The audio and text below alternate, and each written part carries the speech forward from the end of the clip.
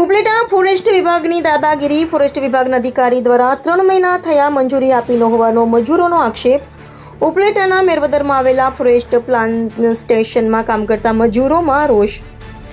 Upleta forest ઓફિસે મજૂરો એકત્રિત થઈ વિરોધ નોંધાવ્યો. ઉપલેટા ફોરેસ્ટ ઓફિસરના નામના સૂત્રોચ્ચાર કરી વિરોધ નોંધાયો. ઉપલેટા ફોરેસ્ટ ઓફિસર દ્વારા 3 મહિના થયા મજૂરી આપી ન હોય ધમકી આપતા હોવાનો મજૂરોનો આક્ષેપ. ઉપલેટા ફોરેસ્ટના પ્લાન્ટેશન વિભાગમાં મજૂરો વૃક્ષ વાવવા તેમનું જતન કરી રહ્યા છે. કામ ઉપલેટા ફોરેસ્ટ વિભાગ દ્વારા મજૂરો સામે તાનાશાહી વર્તનને લઈને મજૂરોએ ફોરેસ્ટ વિભાગની ઓફિસે ધરણા કરી વિરોધ નોંધાવ્યો. રિપોર્ટર જગમાલ સુવા, ઉપલેટા.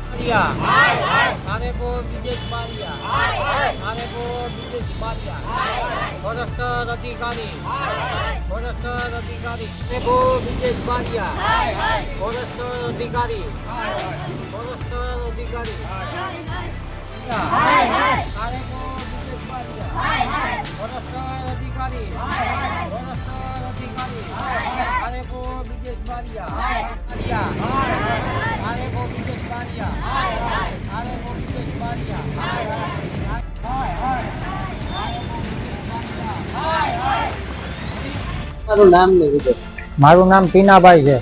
ભાયાવદર રહું છું. ટીનાભાઈ, કે આજે તમે ફોરેસ્ટ અધિકારી આરએફઓની ઓફિસે સૂત્રોચ્ચાર કરીને વિરોધ દર્શાવ્યો, શું હતું? મારી 2 મહિનાની મજૂરી બાકી છે.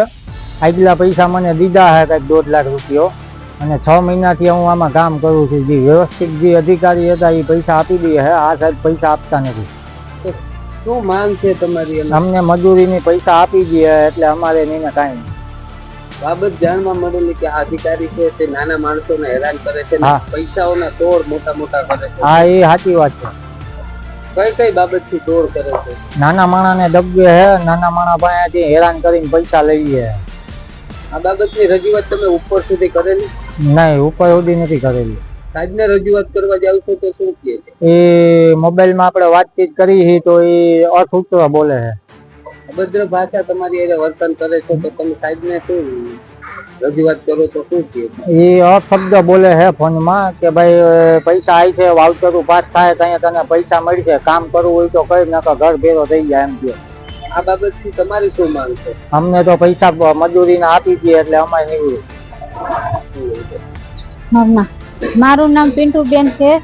અમે ભાઈદર ગામે રહીએ છીએ. અમે કેટલાય ટાઈમથી આ ફોરેસ્ટમાં કામ કરીએ છીએ. ઝીણા મોટી નાના મોટી મજૂર લોકોથી અમે અમારા આ ગાર્ડ લેબર કામ કરવા વાળા વ્યક્તિ છે એને આજ કેટલાય ટાઈમથી સાહેબે હિસાબ કરવામાં સમજતા નથી. અમારા જે મજૂરી લોકોના જે હિસાબ થાય છે એ દેવા માંગતા નથી. જે અમારા લેબર ગાર્ડ છે એ કેટલાય ટાઈમથી સાહેબને કહે છે કે અમારા આ લોકોના મજૂર લોકોના હિસાબ કરો પણ એ સાહેબ છે ને એને નાના મોટા બીજા લોકોના પૈસા ખાય છે ને અમને દેવામાં સમજતા નથી. અમારા આજે સાતમ આઠમ જેવો તહેવારે અમે કશું લીધું કર્યું નથી. સાના મુના બેઠા અમે ઘરે, તો અમારા જે પૈસા નીકળે છે એ સાહેબે દેતા નથી. 3 મહિના થઈ ગયા, સાહેબે હજી અમારો હિસાબ કોઈ જાતનો 1 રૂપિયા પણ અમને આપ્યો નથી. હા, આ તહેવારની અંદર અમને આટલા પૈસા અમારા જે નીકળે છે એ આપતા નથી. તો ઈ સાહેબ ને અમે એટલું બધું કીધા છતાં અમને 1 પૈસો પણ આપ્યો નથી હજી.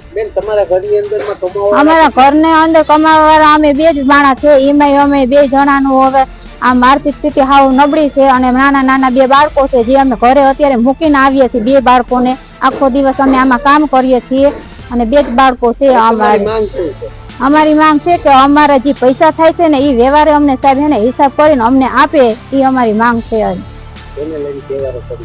જેને લઈને અમે અત્યારે આ બધું આવી રીતના કર્યું છે કે તો સાહેબ ને જરૂર અમારા તરફથી અપીલ છે કે અમારા જે પૈસા થાય છે ને એ અમારો હિસાબ કરી દે એમ છે.